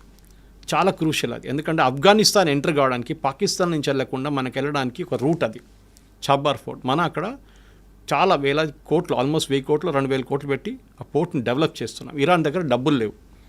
శాంక్షన్స్ వచ్చిన తర్వాత, యుఎస్ శాంక్షన్ పెట్టిన తర్వాత ఇరాన్ ఓపెన్లీ వాళ్ళ ఆయిల్ అమ్మలేకపోతున్నారు. ఇప్పుడు రష్యా చేస్తున్నట్లని యుక్రెయిన్ వార్ తర్వాత కొన్ని రోజులు మనం కూడా కొనుక్కున్నాం ఇరాన్ దగ్గర నుంచి, క్రూడ్ ఆయిల్ కొనుక్కున్నాం. కానీ దాని తర్వాత మళ్ళీ పేమెంట్ ప్రాబ్లం వచ్చింది. యుఎస్ అన్నారు బ్యాంకింగ్ సిస్టమ్ పనిచేయదు, ఇరాన్తో మీరు డీల్ చేసుకుంటే డీల్ చేసుకోండి అని. కొన్ని రోజులు మన దగ్గర రూపీ ట్రేడ్ చేసుకున్నారు, రూపీ ట్రేడ్. దాని తర్వాత బాటర్ ట్రేడ్ పెట్టుకున్నారు, మీరు మాకు బియ్యం ఇవ్వండి, మేము మీకు ఫ్యూయల్ ఇస్తామని, క్రూడ్ ఆయిల్ ఇస్తామని. సో రెండు వైపు నుంచి మీరు అడిగిన ప్రశ్నకి మనకి ఇజ్రాయెల్ చాలా కావాలి మనకి. టెక్నాలజీ వైపు మన వెపన్స్ అన్నీ మన దగ్గర. మొన్న జరిగిన పాకిస్తాన్ మీద జరిగిన దాడిలో 3 మేజర్ వెపన్స్ మ్యానుఫ్యాక్చర్ చేసేది ఇజ్రాయలీ కంపెనీస్, భారతదేశంలో జాయింట్ వెంచర్గా. దాంట్లో ఒకటి హైదరాబాద్ కూడా ఉంది, పేరు చెప్పకూడదు, హైదరాబాద్ కూడా ఉంది ఒకటి బెంగళూరులో ఉంది. సో వాళ్ళ వెపన్స్ మనం వాడుకుంటున్నాం, వాళ్ళతో జాయింట్ ఫ్రెండ్షిప్ ఉండాలి లాంగ్ టర్మ్. ఎందుకంటే ఈ అయోత్తోలో ఎప్పుడు పోతాడో తెలియదు, ఇప్పుడు కనిపించలేదు అంటున్నాం, 3 రోజు కనిపించట్లేదు, ఎక్కడున్నారో ఎవరికి తెలియదు, ఈ రెజ్యూమ్ ఎప్పుడు పోతుందో తెలియదు. వీళ్ళేమంటున్నారంటే యుఎస్ ఇజ్రాయెల్ ఇద్దరు అంటున్నారు రెజ్యూమ్ చేంజ్, అంటే అక్కడ ఉన్న గవర్నమెంట్ని మార్చడానికి మాకేం ఇంట్రెస్ట్ ఏం లేదు, కానీ ఇరాన్ దగ్గర న్యూక్లియర్ వెపన్స్ ఉండకూడదు, అది మా అల్టీరియర్ ఎయిమ్. వాళ్ళు న్యూక్లియర్ టెక్నాలజీ పీస్ఫుల్ యూస్కి వాడుకుంటే మాకు ప్రాబ్లం లేదు, కానీ వాళ్ళు వెపన్ గ్రేడ్కి వస్తే మేము వాళ్ళని కొట్టుపడేస్తాం. అదేమి ఇప్పుడు చేస్తున్నారు. ఇప్పుడు ఏమైపోయిందంటే లాస్ట్ 3 రోజుల్లో, ఎస్పెషలీ లాస్ట్ నైట్లో చాలా మట్టుకు ఇరాన్ మీద, మేజర్ టౌన్స్ మీద, ఎస్పెషలీ తెహరాన్ కానివ్వండి, ఇంకోటి ఇస్ఫహాన్ అని చెప్పి వాళ్ళకి పెద్ద టౌన్ ఉంది. ఇన్ఫాక్ట్ ఇస్ఫహాన్కి హైదరాబాద్కి పెద్ద కనెక్షన్ ఉంది. ఇక్కడ మన వాళ్ళు ఈ పర్షియా నుంచి వచ్చిన వాళ్ళు చాలామంది హైదరాబాద్కి వచ్చి సెటిల్ అయ్యారు, ఇంక్లూడింగ్ నిజామ్స్. కంప్లీట్ డైనస్టీ అక్కడి నుంచి వచ్చారు, అసబ్జాయి. సో వాళ్ళు ఈ హైదరాబాద్ మీరు ఎయిర్ నుంచి ఒక హెలికాప్టర్లో వెళ్ళి మీరు చార్మినార్ దగ్గర నుంచి ఒక షాట్ తీసుకొని, అదే షాట్ మీరు ఇరాన్ ఇస్ఫహాన్ టౌన్ నడిమిట్లలో తీసుకుంటే 2 సేమ్ ఉంటుంది. సో ఇస్ఫహాన్ హైదరాబాద్ మోడల్ చేస్తుంది ఇస్ఫహాన్ మీద అనమాట. సో ఇస్ఫహాన్లో పెద్ద న్యూక్లియర్ ఫెసిలిటీ ఒకటి ఉంది, ఇంకోటి ఫరోల్ది చెప్పి ఇంకో ప్లేస్లో ఒక న్యూక్లియర్ ఫెసిలిటీ ఉంది. ఇదంతా మౌంటైన్స్ కింద ఉంది. దాన్ని ఇజ్రాయెల్ కొడుతున్నారు రెగ్యులర్గా ఇప్పుడు. అది కాకుండా వీళ్ళ దగ్గర ఉన్న 40,000 అన్నారు, ఫస్ట్ 1,00,000 మిసైల్స్ ఉన్నారు, దాన్ని మళ్ళీ డిగ్రేడ్ చేసి 60 అన్నారు, మళ్ళీ 40 అన్నారు, ఇప్పుడు 20 అంటున్నారు. ఇప్పుడు ఇరాన్ దగ్గర బహుశా ఉన్నది ఒక 15,000 మిసైల్స్. దాన్ని కూడా లాంచర్ మీద పెట్టినప్పుడు నిన్న కూడా చూసాం మనం చాలా మటుకు వీడియోలు, ఇజ్రాయెల్ కొట్టారు లాంచర్ మీద. ఎందుకంటే ఇది దివాళీ పటాకాలు కాదు కదా, ఏదో బాటిల్లో పెట్టి పంపించడానికి పైకి లాంచర్లు కావాల్సి వస్తుంది. మొబైల్ లాంచర్స్ ఉంటుంది, ఫిక్స్డ్ లాంచర్స్ ఉంటుంది. మొబైల్ లాంచర్స్ ట్రాక్ చేయడానికి డిఫికల్ట్ ఉంటుంది. పెద్ద లారీస్ ఉంటుంది, పెద్ద లారీ మీద ఒక మిసైల్ ఇట్లా పెట్టుకొని దాన్ని టిల్ట్ చేసి ఫైర్ చేస్తారు. సో దాన్ని ఆ టైం దొరుకుతుంది మీకు 1/2 hour. వీళ్ళు పైనుంచి శాటిలైట్లో చూసుకుంటూ కూర్చున్నారు ఇజ్రాయలీ. ఇమ్మీడియట్గా వాళ్ళ ఎయిర్క్రాఫ్ట్ చెప్తారు దీన్ని వెళ్ళి కొట్టరంటారా అని చెప్పి. నిన్న అదే జరిగిందన్నమాట చాలా చోట్ల. సో వాళ్ళని డిగ్రేడ్ చేస్తున్నారు ఇరాన్ని. ఒక టైం వస్తుంది, ఇంకో వారం తర్వాత 10 రోజుల తర్వాత ఇరాన్ దగ్గర మిసైల్స్ ఉండవు. అప్పుడు ఏం చేస్తారు? అదే టైం ఇజ్రాయెల్ కంప్లీట్గా దానికోసం నిన్న కూడా చూడండి, it had absolute run on Tehran. Even president Trump చెప్పారు వెకేట్ టెహరాన్ ఇమీడియట్లీ. తెహరాన్ ఖాళీ చేయండి. వాళ్ళ మీడియా మనలాంటి దూరదర్శన్ లాంటి అవుట్ఫుట్ ఒకటి ఉంది వాళ్ళకి అక్కడ, దాని మీద దాడి చేశారు. లైవ్గా చూపించారు నేను రాత్రి, చూడండి. ఒక లేడీ న్యూస్ చదువుతున్నప్పుడు లైవ్గా 9 PM బులెటిన్ కొట్టారు వాళ్ళు ఆ టైంలో కరెక్ట్గా. సో ఇజ్రాయెల్ ఏంటంటే టోటల్ డామినెన్స్. ఇప్పుడు ట్రంప్ కూడా సపోర్ట్ చేయాల్సి వస్తుంది ట్రంప్కి. వాళ్ళకు కూడా ఇంకా they have no other choice యూఎస్కి ఇప్పుడు. సో ఎలా అయితే ఇరాన్ వెపన్స్కి ఇంకా మా దగ్గర అయిపోతున్నాయి అని చెప్పే స్టేట్కి వస్తుందో, న్యూట్రల్గా బిహేవ్ చేసే పొజిషన్ నుంచి ఇండియాకి కూడా కష్టమయ్యే సిచ్యువేషన్ వచ్చింది అనుకుందాం sir. Because India wants Israel and India also has to support Iran. ఏదో ఒక పాయింట్లో మేము న్యూట్రల్గా ఉండలేము అని అనుకున్న టైంలో భారతదేశానికి స్పెసిఫిక్గా హిడెన్ సైబర్ అటాక్స్ దగ్గర నుంచి, ఆయిల్ ప్రైసెస్ విపరీతంగా పెరిగిపోవడం దగ్గర నుంచి ఎకానమీ కొలాప్స్ అవ్వడానికి కూడా ఆస్కారం ఉందా? లేదు. ఎందుకంటే ఆయిల్ ట్రేడ్లో ఇరాన్కి అంత పెద్ద షేర్ లేదు ఇప్పుడు, ఎందుకంటే వాళ్ళ మీద బ్యాన్ ఉంది కంప్లీట్గా. కానీ స్ట్రెయిట్ ఆఫ్ హోర్మూజ్ అంటాం మనం, ఒకవైపు సౌదీ అరేబియా, ఇంకోవైపు యమన్, ఒమాన్, వీళ్ళందరూ నడిమించి ఇరాన్ పక్క నుంచి ఒక స్ట్రెయిట్ ఆఫ్ హోర్మూజ్ అని చెప్పి చిన్న ఒక వాటర్వే ఉంది. దాని నుంచి ఆల్మోస్ట్ 60% వరల్డ్ ఆయిల్ అక్కడి నుంచి ఫ్లో అవుతుంది. ఆయిల్ పెద్ద పెద్ద ట్యాంకర్లో. ఇరాన్ దానికి ఆపారనుకోండి మొత్తం కొలాప్స్ అయిపోతుంది ఆయిల్ మార్కెట్. కానీ ఒకవేళ ఆయిల్ మార్కెట్ కూడా గుర్తుపెట్టుకోవాలి మనం, ఇప్పుడు రేపటి కోసం ఇవాళ కొనాం మనం. నెక్స్ట్ 1 yearకు ఉన్న కాంట్రాక్ట్ మనం సైన్ చేసుకుంటాం ఆల్రెడీ. మనని కాదు, ఏ దేశమైనా. ఇప్పుడు సౌదీ అరేబియా కానివ్వండి, అరామ్కో కానివ్వండి, అట్లాంటి కంపెనీస్తో ఒక నెక్స్ట్ 1 year 2 yearsకి అగ్రిమెంట్ ఇప్పుడే సైన్ చేసుకుంటాం. పర్ బ్యారెల్ మాకు $60, $62, $70, లేకుంటే $55, డిఫరెంట్ వేరియేషన్స్ ఉంటుంది క్రూడ్కి. లైట్ క్రూడ్, స్వీట్ ఆయిల్ అంటారు, బ్రెంట్ క్రూడ్ అంటారు, చాలా వేరియేషన్స్ ఉంటుందన్నమాట. మనం అగ్రిమెంట్ సైన్ చేసుకుంటాం, తెప్పించుకుంటాం, దాన్ని రీఫైన్ చేసుకుంటాం. రీఫైన్ చేసి మనం ఇండియన్ ఆయిల్ కానీ, భారత్ పెట్రోలియం కానీ వీరందరూ తీసుకెళ్ళి వాళ్ళ బంక్లో ఫిలప్ చేసుకుంటారు. సో రేపటికి వచ్చే వారానికి ఎప్పుడు మనం క్రూడ్ కొనాం. మనకి ఇప్పుడు ప్రాబ్లం కూడా జరిగింది అనుకోండి, దాని ఇంపాక్ట్ ఒక 6 నెలల తర్వాతనే ఉంటుంది, ఇప్పుడు ఉండదు. అది కాకుండా భారతదేశం దగ్గర యూఎస్ చేసినట్లనే మనం కూడా మోదీ గవర్నమెంట్ వచ్చిన తర్వాత స్ట్రాటజిక్ రిజర్వ్స్ అని చెప్పి ఒక కాన్సెప్ట్ పెట్టాం. అంటే మంగళూరు వైపు, ఇంకోటి వైజాగ్ వైపు ఉందనుకుంటే, ఎక్కడని చెప్పట్లేదు, పెద్ద అండర్గ్రౌండ్ ట్యాంకర్స్ తయారు చేసుకున్నాం మనం. ట్యాంక్స్ పెద్దది, చాలా పెద్దది. అక్కడ ఏం చేసుకుంటాం అంటే ఒక రిజర్వ్, ఒక నెల కోసం ఉన్న క్రూడ్ ఆయిల్ అక్కడ రెడీగా పెట్టుకుంటాం మనం. దాంట్లో ఎంత పెద్ద గొడవ జరిగినా కానీ మనకు 2 నెలల రోజులు నడిపించడానికి మన దగ్గర క్రూడ్ ఆయిల్ ఉంటుంది. సో ఆ ప్రాబ్లం ఉండదు. So we will never have a problem of crude oil problem. అది కాకుండా మన దేశం ఎకానమిక్ క్రాష్ అస్సలు ప్రసక్తే లేదు. ఎందుకంటే Iran is not a major power.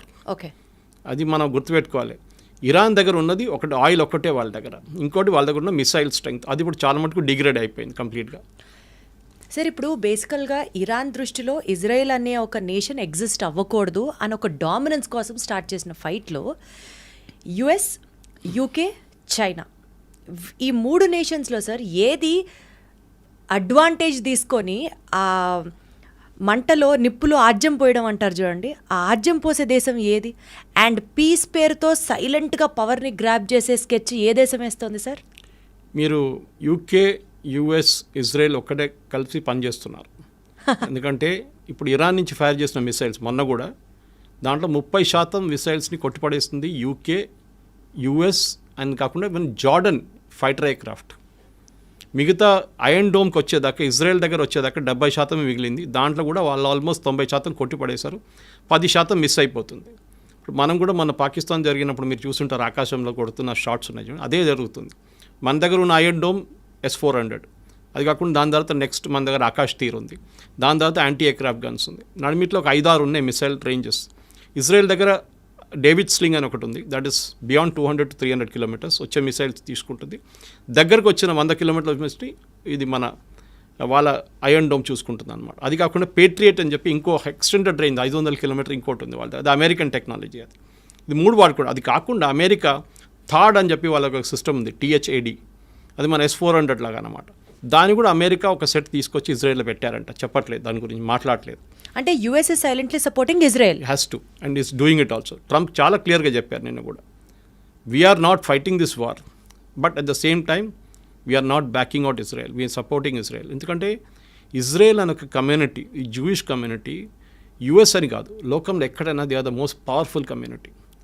Finance వాళ్ళ చేతిలో ఉంటుంది, మీడియా వాళ్ళ చేతిలో ఉంటుంది. యుఎస్లో కూడా అంతే. ఏ యుఎస్ పొలిటీషియన్ కూడా జ్యూస్ని ఇగ్నోర్ చేయరు.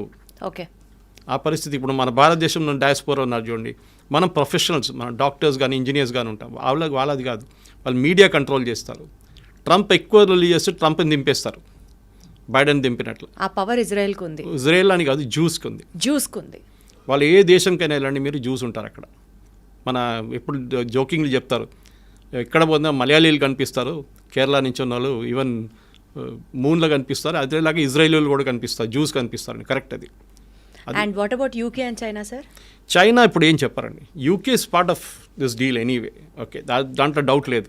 యూకే ఇస్ విత్ ఇజ్రాయెల్ అనమాట. వాళ్ళు చిన్న చిన్నగా చేసుకుంటారు. చైనా ఎవరికి సపోర్ట్ చేస్తుందో చైనా ఎవరు చేయట్లేదు ఇప్పటికి.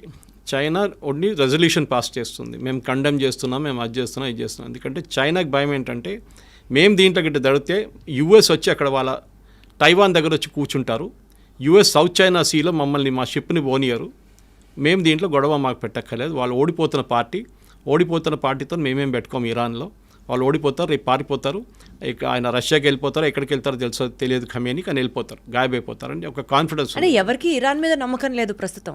లేదు, ఎందుకంటే ఆ రెజీమ్ పవర్ పోయింది ఇప్పుడు. ఓకే, వాళ్ళు ఇన్ని రోజులు ఏమనుకున్నారంటే వీళ్ళు ఇన్విన్సిబుల్ పవర్, వీళ్ళ దగ్గర మిసైల్స్ 1,00,000 మిసైల్స్ ఉన్నాయి, వాళ్ళు ఈజీగా ట్యాకిల్ చేసుకోండి. ఇజ్రాయెల్ ఎట్లా అంటే వాళ్ళు 1 సంవత్సరం ప్లాన్ చేశారు ఈ ఆపరేషన్, రైజింగ్ లైన్ ఆపరేషన్. ఇప్పుడు మన జరుగుతున్న ఈ ఫైట్ కరెక్ట్గా ప్లాన్ చేసుకొని వాళ్ళు ఆ టార్గెట్స్ కొట్టారు. ఫస్ట్ ఆర్మీ జనరల్స్ మొత్తం వైప్అవుట్ చేసేసారు, రెవల్యూషనరీ గార్డ్ టాప్ టియర్ అంతా చేసేసారు. ఆలోచించండి, ఒక దేశంలో ఉన్న టాప్ మిలిటరీ కమాండ్ మొత్తం తీస్తే ఎట్లా ఫంక్షన్ చేస్తారు. సరే అని చెప్పి Khamenei next in command army చీఫ్ని అపాయింట్ చేశారు. ఆయన్ని 1 గంట సేపు ముందు కొట్టిపాడేశారు, ఇజ్రాయెల్ ఖతం చేశారు ఆయన కూడా. ఇప్పుడు ఆలోచించండి, భయపడతారు, కొత్తని పెడితే వాడిని కొట్టేస్తారు. సినవార్ అదే అయింది, సినవార్ చనిపోయినప్పుడు వాళ్ళు ఇజ్రాయెల్ చంపిన తర్వాత వాళ్ళ బ్రదర్ని అపాయింట్ చేశారు, వాడిని 6 నెలలలోపు వాడిని కూడా కొట్టేశారు. అదే సార్, ఇజ్రాయెల్ మాస్టర్ మైండ్తో చూసుకుంటే ఇది కేవలం ఇజ్రాయెల్ వర్సెస్ ఇరాన్లా చూడాలా, లేకపోతే is this paving a way for third world war? Third world war ఇక్కడ జరగదండి, it's only a concept. First world war, second world war ఎందుకు జరిగింది? చిన్న కిడ్నాపింగ్ ఇన్సిడెంట్తో జరిగింది first world war. Second world war ఒక మిస్అండర్స్టాండింగ్తో స్టార్ట్ అయింది. దాని తర్వాత వీళ్ళందరూ వచ్చి పడ్డారు, జర్మనీ కానివ్వండి, ఫ్రాన్స్ కానివ్వండి, తర్వాత లాస్ట్ యూఎస్ కూడా వచ్చి పడ్డారు. అలా ఒక్కొక్క దేశం కలుసుకుంటూ వెళ్తే వరల్డ్ వార్ ఎప్పుడు జరగదు. ఫస్ట్ ఆఫ్ ఆల్ అందరికీ first world war, second world వార్లో trade was not a big thing. ఇప్పుడు trade is very big thing. అందరికి భయం ఏంటంటే ఇప్పుడు ఏదైనా యుద్ధం వస్తే మా ట్రేడ్ పెద్ద దెబ్బతింటుందని. ఇప్పుడు చూడండి, యుక్రెయిన్ రష్యా 3 సంవత్సరాల నుంచి కొట్టుకుంటున్నారు. ఎవరైనా కలుస్తున్నారండి? ఎవరు కలవట్లేదు. రష్యాకి తెలుసు మేము ఇది గెలవలేము మొత్తం, కానీ యుక్రెయిన్ తెలుసు మేము కూడా గెలవలేము అని చెప్పి, కానీ కొట్టుకుంటున్నారు. అదే సార్, ఒక్కొక్కళ్ళ శత్రువు ఒక్కొక్కళ్ళకి మిత్రుడు అవుతారంటారు కదా. Enemies my friend. ఎగ్జాక్ట్లీ అలానే కనుక ఆలోచిస్తే ఇప్పుడు రష్యా అండ్ ఇజ్రాయెల్ ఫ్రెండ్స్ అయిపోతున్నారు, బికాజ్ ఆల్రెడీ వాళ్ళిద్దరూ ఒకరికొకరు సపోర్ట్ చేసుకుంటున్నారు. ఇలా ఒక్కొక్క దేశం యాడ్ చేసుకుంటూ వెళ్తే రేపు ఒక పెద్ద విధ్వంసం జరుగుతుందా అని భయం వేస్తుంది. ఏం కాదండి, వాళ్ళ సెల్ఫిష్ ఇంట్రెస్ట్ చూసుకుంటున్నారు. రష్యాకి ఇప్పుడు టైం లేదు. రష్యాకి వాళ్ళ దగ్గర ఉన్న యుక్రెయిన్తో ప్రాబ్లం నడుస్తుంది. వాళ్ళు ఎవరిని సపోర్ట్ చేయడానికో ఎవరిని డిఫెండ్ చేయడానికి వెళ్ళరు. వాళ్ళ ఇంట్లోనే మంట పట్టుకుంది, వాళ్ళు చూసుకుంటున్నారు దాన్ని. ఇంకొక ఇంట్లో ఏం చూసుకుంటామని వాళ్ళు. So they will not do anything. China నేను చెప్పినట్లు బికాజ్ వాళ్ళ ఇంటర్నల్ ప్రాబ్లమ్, అమెరికాతో ఉన్న ట్రేడ్ ప్రాబ్లమ్స్ కానీ వాళ్ళు కూడా దీంట్లో వచ్చి పడరు ఇప్పటికీ present situation. They cannot help Iran also. మీరు మిసైల్స్ ఇచ్చినా కానీ వాళ్ళు ఇరాన్ వాడుకోలేరు ఇప్పుడు దాన్ని. ఆ టెక్నాలజీ డిఫరెంట్ ఉంటుంది. పాకిస్తాన్కి మొన్న ఇచ్చినట్టు వాళ్ళ టెక్నాలజీ లాగా అయిపోతుంది. వాడుకోవడానికి పాకిస్తాన్కి తెలియదు ఎట్లా వాడుకోవాలని, వాళ్ళు వాడుకోలేకపోయారు. వాళ్ళ డిఫెన్స్ సిస్టమ్స్ కానీ ఏదైనా చైనా దగ్గర తీసుకున్న ఎయిర్క్రాఫ్ట్ కానీ ఏదైనా కానివ్వండి. So Iran as a nation is finished. కానీ రెజీమ్ చేంజ్ జరుగుతుందా, లేకుంటే కొత్త లీడర్షిప్ టేక్ ఓవర్ చేస్తారా? ఆ కొత్త లీడర్షిప్ పాత లీడర్షిప్ కన్నా ఇంకా ఏం చెప్తారు, రిలీజియస్లీ ఇంకా కొంచెం అరగెంట్ అయిపోతారా, ఇంకా కొంచెం ఏం చెప్తారు స్ట్రాంగ్ అయిపోతారని భయం ఒకటి ఉంది. ఇప్పుడున్న లీడర్షిప్ కొంచెం మోడరేట్ అనిపిస్తారు మీకు అప్పుడు అని చెప్పేసి దాన్ని చూస్తూ ఉండాలి మనం. ఎందుకంటే షా ఆఫ్ ఇరాన్ కానీ వాళ్ళ కొడుకు, ఇప్పుడు షా ఆఫ్ ఇరాన్ లేరు కానీ వాళ్ళ కొడుకు వాళ్ళ ఫ్యామిలీ రిటర్న్ రావచ్చు అంటే అది రాలేరు. ఇరాన్లో డెమోక్రసీ వస్తుందంటే అది కూడా డౌట్. మీరు గుర్తుపెట్టుకోండి, ఇరాక్లో వెళ్ళారు యుఎస్, ఏం చేశారు, మొత్తం ధ్వంసం చేసి సద్దాం హుసేన్ బయట పంపించింది, అక్కడ మెస్ అయిపోయింది. ఇప్పుడు కొంచెం స్టేబుల్గా ఉంది. లిబియాకి వెళ్ళారు, ఏం చేశారు, ఇదే పని చేశారు. సిరియాకి వెళ్ళారు, ఏం చేశారు, ఇదే పని చేశారు. ఆఫ్ఘనిస్తాన్కి వెళ్ళారు, అక్కడ కూడా మొత్తం ధ్వంసం చేశారు యుఎస్. సో యుఎస్ ఎక్కడ వెళ్ళినా కానీ అక్కడ ధ్వంసం చేసి వాళ్ళ ఎప్పుడైనా గుర్తుపెట్టుకోండి, US never fought a war on its soil. వాళ్ళ సాయిల్ మీద ఇవాళ దాకా ఒక ఫైట్ జరగలేదు. 2 సార్లు జరిగింది. ఒకటి పర్ల్ హార్బర్, జాపనీస్ పైలట్స్ వచ్చి వాళ్ళ మీద అటాక్ చేశారు, కామికాజే అటాక్ చేశారు. సెకండ్ 9/11 జరిగినప్పుడు. రెండిని యుద్ధం అని చెప్పలేము. కానీ సెకండ్ వరల్డ్ వార్ ఎండింగ్ వచ్చింది దాని తర్వాతనే. ఫస్ట్ పర్ల్ హార్బర్ జరిగిన తర్వాత న్యూక్లియర్ బాంబ్ తీసుకెళ్ళి వేశారు, మా మీద దాడి చేశారు కదా, మేము చేసి చూపిస్తామని చేసుకెళ్ళి. దానికోసం అమెరికా ఇప్పుడు కూడా ఇరాన్ అదే వార్న్ చేస్తున్నారు. మా బేసెస్ ఉంది ఖతార్లో, వీళ్ళ చాలా పెద్ద బేస్ ఉంది యూఎస్ది, సౌదీ అరేబియాలో పెద్ద బేస్ ఉంది. మీరు you name it and the bases there. యూఎస్కి 15 బేసెస్ ఉన్నాయి వెస్ట్ ఏషియాలో, పెద్ద వాళ్ళ 20 ఎయిర్క్రాఫ్ట్లు, మొత్తం అమెరికన్ సిటీ లాగా ఉంది వాళ్ళ దగ్గర. దాని మీద దాడి చేస్తే మేము మిమ్మల్ని ఫినిష్ చేసేస్తాము, మీరా హూతీలా ఎవరైనా కానివ్వండి. అదొక భయం ఇరాన్కి ఉంది. ఎలాగో అమెరికా డైరెక్ట్గా సపోర్ట్ ఇజ్రాయెల్కే చేస్తోంది. సో ఇరాన్తో పెట్టుకోదు, ఒకవేళ పెట్టుకోదలుచుకున్నా Iran will be finished with the help of Israel automatically. సరే, ఈ నేపథ్యంలో ఏ మిసైల్ ఎప్పుడు పేలుతుందో తెలీదు ఇరాన్ మీద. ఇరాన్ రెజీమ్ ఎంత మారుతున్నా, ఆ చేంజింగ్ ఓవర్ చూసుకుంటున్నా సరే, but still if Israel is very specific about Iran finish చేసేసే నేపథ్యంలో one shocking incident where India should also be equally ready for or well equipped for, foresee చేసుకుంటూ ఇండియా కూడా జాగ్రత్త పడాల్సిన సిచ్యువేషన్ ఏమైనా మీ ప్రెడిక్షన్లో ఉందంటారా? What do have to say about it? Nuclear, ఎందుకంటే ఫోర్డ్రో కానివ్వండి, వాళ్ళది నాన్స్ 2 న్యూక్లియర్ ఫెసిలిటీస్ మీద దాడి జరుగుతుంది. ఆల్రెడీ కొంచెం లీకేజ్ ఉందని చెప్తున్నారు నాన్స్ ఫెసిలిటీ నుంచి. అది చాలా డేంజరస్, ఎందుకంటే న్యూక్లియర్ లీక్ ఒకసారి మొదలైతే దానికి ఎండ్ ఉండదు. 500 కిలోమీటర్ ఎక్స్టెండ్ చేసుకోవచ్చు, 1000 కిలోమీటర్ దాకా వెళ్ళచ్చు. దానికోసం పాకిస్తాన్ మీద మనం ఎప్పుడు డైరెక్ట్ వాళ్ళ న్యూక్లియర్ అసెట్స్ మీద దాడి చేయం, ఇండైరెక్ట్గా చేస్తాం మనం. ఎందుకంటే అది ఒకసేపు గాలి కొట్టి రాజస్థాన్ వైపు వస్తే మొత్తం రాజస్థాన్ ఫినిష్ అయిపోతుంది రేపు. సో న్యూక్లియర్ అనేది చిన్నపిల్లల ఆట కాదు, and we should be very very careful. Handle చేస్తున్న నేషన్ మనకు ఆ థ్రెట్ లేదు. కానీ న్యూక్లియర్ ఎక్స్ప్లోషన్ జరిగింది అనుకోండి, దాని చుట్టుపక్కల 500 కిలోమీటర్ దాకా దాని ఇంపాక్ట్ ఉంటుంది. దానికోసం ఇజ్రాయెల్ ఇప్పుడు కూడా వాళ్ళ అసెట్స్ మీద దాడి చేయట్లేదు. వాళ్ళ ఎంట్రన్స్ మనం కొట్లనే ఎంట్రన్స్లో కొడుతున్నారు దాని, ఎందుకంటే అన్ని మౌంటైన్స్ లోపల ఉంటుంది. సో దాని లోపలికి పంపించి మిసైల్ కొడుతున్నారు. ఏమైనా కంటామినేషన్ ఉంటే కంటామినేషన్ ఆ మౌంటైన్ లోపల ఉండిపోతుంది. దాని తర్వాత కాంక్రీట్ వేసి సీల్ చేయొచ్చు. చెర్నోబిల్ మీకు అందరికి గుర్తుంటుంది, మనందరికీ చెర్నోబిల్ న్యూక్లియర్ ప్లాంట్ బ్లాస్ట్ అయినప్పుడు. ఇప్పుడు కూడా నెక్స్ట్ 2000 సంవత్సరాలు కూడా దాని పక్కన ఎవరు ఉండలేరు 500 కిలోమీటర్ దాకా. దాని న్యూక్లియర్ ఇంపాక్ట్ ఇప్పుడు కూడా జనరేషన్స్కి ఫీల్ అవుతుంది. క్యాన్సర్ లాంటి పెద్ద పెద్ద రోగాలు, పిల్లలు అసలు పుట్టినప్పుడు కాళ్ళు ఉండవు, చేతులు ఉండవు, ఇట్లాంటి చాలా ప్రాబ్లమ్స్ ఉంటుంది. సో న్యూక్లియర్ అనేది చిన్నపిల్ల బ్యాలిస్టిక్ మిసైల్ లాగా కాదు. న్యూక్లియర్ టెక్నాలజీ అనేది డిఫరెంట్ బాల్ ఇంపాక్ట్ ఉంటుంది. దానికోసం ఎవరైనా కానివ్వండి, దానికోసం ఇజ్రాయెల్ కూడా తెలుసు ఎక్కడ దాకా కొట్టాలో వాళ్ళు కొడుతున్నారు. దాని తర్వాత అమెరికా చూసుకుంటారు మిగతా అని చెప్పేసి. సో అమెరికా ఏం చేస్తారంటే, ఇప్పుడు బహుశా ఏం జరగబోతుందంటే, ఆల్రెడీ ట్రంప్ G7 నుంచి రిటర్న్ వచ్చేసారు, జల్దీ 1 డే ముందే వచ్చేసారు. ఏం చేయబోతున్నారంటే, they will hold the nuclear assets, transfer చేసుకుంటారు. ఇప్పుడు పాకిస్తాన్ దగ్గర కూడా అదే చేశారు. పాకిస్తాన్ న్యూక్లియర్ అసెట్స్ మీద అమెరికా పట్టుంది. ఎందుకంటే అది తాలిబాన్ దగ్గర దొరికింది అనుకోండి, ఫినిష్డ్. తాలిబాన్ రేపు తీసుకొచ్చి యూఎస్ మీద వేస్తారు. వాళ్ళకి అది భయం ఉంది ఒకటి. ఎవరు టెర్రరిస్ట్ చేతిలో పడకూడదు, అది మెయిన్ స్ట్రాటజీ. అది ఇజ్రాయెల్ ఉండనివ్వండి, యూఎస్ ఉండనివ్వండి, యూకే ఉండనివ్వండి, మనం కూడా అంతే. న్యూక్లియర్ కమాండ్ అనేది ఒక డెమోక్రటిక్ గవర్నమెంట్లో డిఫరెంట్ ఉంటుంది. ప్రైమ్ మినిస్టర్ దగ్గర న్యూక్లియర్ బటన్ ఉంటుంది లాంచ్ చేయాలంటే, కానీ ప్రైమ్ మినిస్టర్ మోదీ సపరేట్ ఆ బటన్ ప్రెస్ చేయలేరు. ఒక చైన్ ఆఫ్ కమాండ్ ఉంటుంది. చాలామంది అప్రూవ్ చేసి లాస్ట్లో బాంబింగ్ కోసం అప్రూవల్ వస్తుంది అనమాట. అండ్ మనకు already no first use policy ఉంది. సో మనం ఇప్పుడు వాడం, కానీ మన దగ్గర 180 దాకా రెడీమేడ్ మిసైల్స్ ఉన్నాయి. దాన్ని అసెంబుల్ చేయడం, పంపించడం. న్యూక్లియర్ మిసైల్స్ ఎప్పుడు అసెంబుల్ చేసి పెట్టరు, కానీ ఫిట్ చేయాల్సి వస్తుంది అనమాట. వార్ హెడ్, అది మిసైల్ ఉంటుంది, దాని మోటార్ ఉంటుంది, దాని మిగతా పార్ట్స్ ఉంటుంది, లాస్ట్ వార్ హెడ్ ఉంటుంది. దానిలో నార్మల్ బాంబ్ పెట్టచ్చు, న్యూక్లియర్ బాంబ్ పెట్టచ్చు. కానీ న్యూక్లియర్ బాంబ్ ఎవరు వాడరు. I keep repeating this. So ఒక థ్రెట్గా వాడుకుంటారు, కానీ ఎప్పుడు న్యూక్లియర్ వాడరు ఎవరు, ఏ రెస్పాన్సిబుల్ నేషన్ అయినా కానీ. సో ఈ విషయంలో భారతదేశం జాగ్రత్తగా ఉండాలి, పాయింట్ నెంబర్ 1. అండ్ దీనికంటే మోస్ట్ ఇంపార్టెంట్లీ పీస్ ఎస్టాబ్లిష్ అవ్వడం ఇంకా బెటర్ సార్. అట్లీస్ట్ మనకి చాబార్ ఫోర్ట్ ఎక్కడ పోకూడదండి. వీ నీడ్ చాబార్ ఫోర్ట్, చాలా ఇంపార్టెంట్. ఎందుకంటే మనకి సోవియట్ యూనియన్ ఆ రీజన్లో ఆఫ్ఘనిస్తాన్ కన్నా కొంచెం పైన మనకి ఇప్పుడున్న రిలేషన్షిప్ అజర్బైజాన్తో వీళ్ళు కొట్లాడబెట్టుకున్నాం. మన అర్మేనియాని సపోర్ట్ చేస్తున్నాం మనం. Armenia is technically Christian country, Azerbaijan is totally Islamic. దానికోసం పాకిస్తాన్ సపోర్ట్ చేస్తున్నారు. టర్కీ, అజర్బైజాన్, పాకిస్తాన్ వీళ్ళు ముగ్గురు ఒక ట్రయోకా అయిపోయారు పార్ట్నర్షిప్లో. సో అదే టైంలో అజర్బైజాన్ మీద దాడి జరిగి యుద్ధాలు జరిగింది అక్కడ కూడా. నగోర్నా కారాబాక్ అని చెప్పి పెద్ద ఒక ఏరియా ఉంది, దాని మీద పెద్ద గొడవ నడుస్తుంది, మన కాశ్మీర్ లాగానే. సో దానికి సపోర్టింగ్ మనం చేస్తున్నప్పుడు, and as per our reports, ఇప్పుడు మీడియాలో కూడా వచ్చింది, నేను సీక్రెట్గా ఏం చెప్పట్లేదు, we're got air base in Armenia. మన దగ్గర ఉందంట ఒక బేస్ అక్కడ. సో మనకి చాబార్ ఫోర్ట్ ఇరాన్ నుంచి, ఎందుకంటే గల్ఫ్ నుంచి వచ్చే షిప్స్ని, మనం ఈవెన్ ఇండియా వైపు నుంచి వచ్చే షిప్స్ని మనకు అది చాలా డైరెక్ట్ important. అర్మీనియా పంపించడానికో లేకుంటే ఆఫ్ఘనిస్తాన్ పంపించడానికి మనకు ఒక రూట్ ఉంటుంది. ఇరాన్లో మనకు ఒక ఫేవరబుల్ రెజీమ్ ఉంటే, గవర్నమెంట్ రేపు వస్తే మనకు మంచిది, మళ్ళీ ఇంకొక పాకిస్తాన్ లాగా తయారు కాకూడదు. కానీ అది చూసుకుంటారు, ఇజ్రాయెల్ కానీ యూఎస్ కానీ చూసుకుంటారు, వాళ్ళకి పప్పెట్ రెజీమ్ని పెట్టుకుంటారు అక్కడ.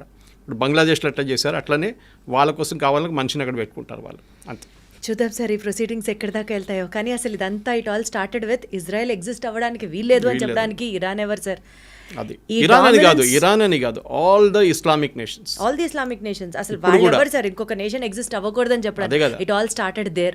ఆ మైండ్ సెట్ నుంచి బయటకు వస్తే మేబీ ఈ రెండు నేషన్స్ మధ్యలో పీస్ ఎస్టాబ్లిష్ అయ్యి ప్రపంచం అంతా హ్యాపీగా సాఫీగా సాగుతుందని ఎక్స్పెక్ట్ చేద్దాం. Thank you so much Suresh గారు, వండర్ఫుల్ టాకింగ్. Thank you. నిజంగా ప్రస్తుతం ఉన్నటువంటి సమాజం దేనికి ప్రయారిటీ ఇస్తుంది? ఆర్థిక సంబంధాల చుట్టూ మాత్రమే తిరుగుతోంది. మళ్ళీ ఎన్నికలంగానే చాలా విరక్తి కలుగుతున్నాను. మంచి అనిపిస్తుంది కదా, లేడీస్ కూడా ఛాలెంజింగ్ జాబ్స్ చేసినప్పుడు చాలా బాగుంటది. ట్రాఫిక్ అసిస్టెంట్స్ గా నియమించిన ట్రాన్స్జెండర్స్ అందరితో సాల్యూట్ చేయించుకుంటున్నారు. ఫుడ్ డెలివరీ ఇవ్వటానికి వెళ్ళినటువంటి డెలివరీ బాయ్ అనిల్ పై కళ్ళ ముందు పెళ్ళండి